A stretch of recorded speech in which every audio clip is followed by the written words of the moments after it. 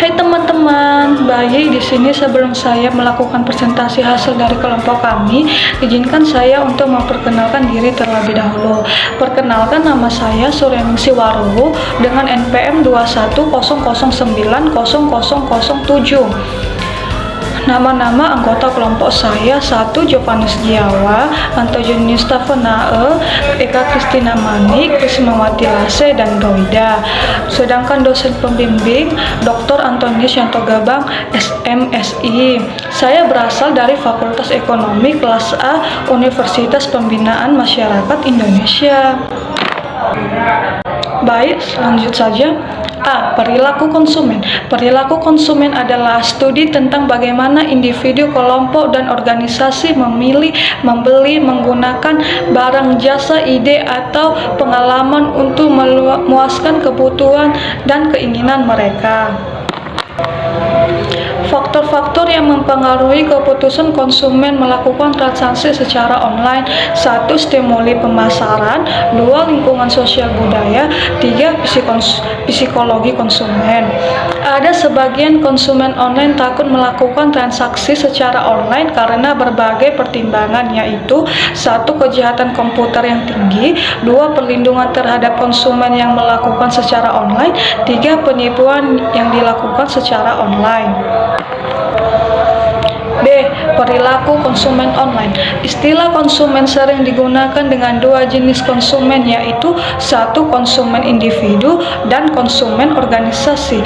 Konsumen individu merupakan dapat digunakan untuk diri sendiri, anggota keluarga, atau diberikan kepada orang lain sebagai hadiah. Sedangkan konsumen organisasi meliputi organisasi bisnis, yayasan, lembaga sosial, kantor pemerintah, dan lembaga lainnya yang membeli produk, peralatan, dan jasa untuk menjalankan organisasinya. Ada beberapa definisi perilaku konsumen menurut Engel sebagai berikut. Consumer behavior as those activities directly involved in obtaining, consuming, dan disposing of products and services, including the dedication processes that precede and follow these actions.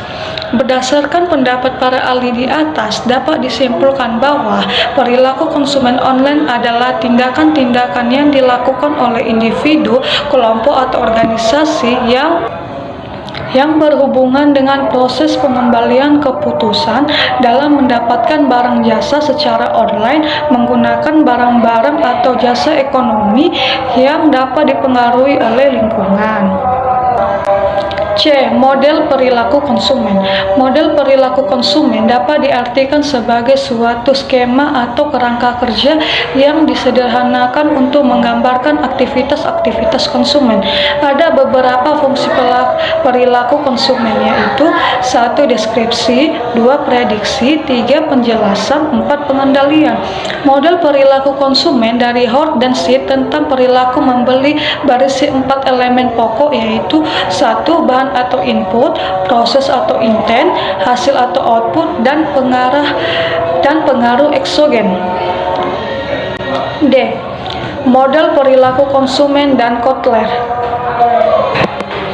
Perilaku konsumen dari Kotler yaitu menunjukkan bahwa stimuli pemasaran terdiri dari beberapa, yaitu 1. Produk, 2. Harga, 3. Tempat, 4. Promosi.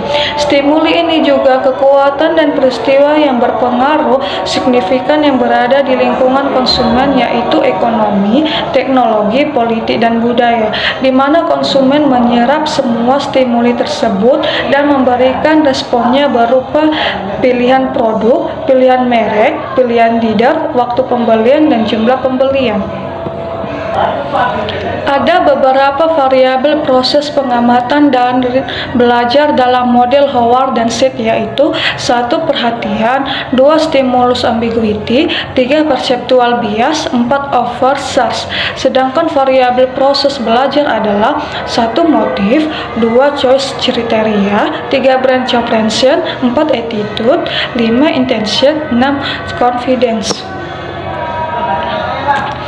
Ada beberapa langkah utama di dalam model PKB adalah: 1. Pengenalan kebutuhan. Pengenalan kebutuhan yaitu informasi yang disimpan dalam ingatan, perbedaan individu, dan pengaruh lingkungan.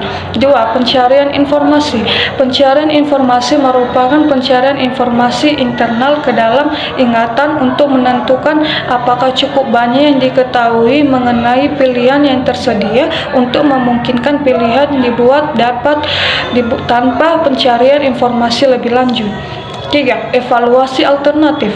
Evaluasi alternatif adalah dimulai dengan pembentukan dan perubahan kepercayaan terhadap produk atau merek dan atributnya, diikuti perubahan sikap terhadap tindakan pembelian dan selanjutnya. 4. Pembelian dan hasil. Pembelian merupakan langkah setelah evaluasi alternatif. Setelah membeli, hasilnya adalah puas atau tidak puas, karena kepuasan merupakan evaluasi pasca konsumsi bahwa suatu alternatif yang dipilih setidaknya memenuhi atau melebihi harapan. Keputusan membeli secara online. Dengan kata lain, untuk membuat keputusan harus terdapat alternatif pilihan. Maka jika konsumen tidak memiliki alternatif untuk memilih, maka tidak dapat dikategorikan sebagai pengambilan keputusan. Ada 3 terdapat tingkat pengambilan keputusan oleh konsumen, dari usaha yang paling tinggi ke usaha yang paling rendah, yaitu: 1. Pengambilan keputusan diperluas, 2. Pengambilan keputusan terbatas, 3. Perilaku respon rutinitas. Kesimpulan. Keputusan membeli oleh konsumen dipengaruhi oleh berbagai faktor tersebut dapat digolongkan menjadi beberapa: stimuli pemasaran, lingkungan sosial, budaya masyarakat, dan psikologi konsumen.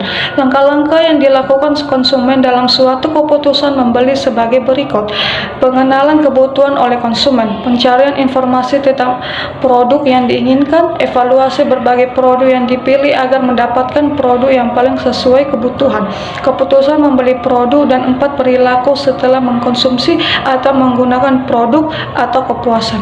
Baik, sekian dan terima kasih. Mohon maaf jika ada kesalahan, mohon dimaklumi.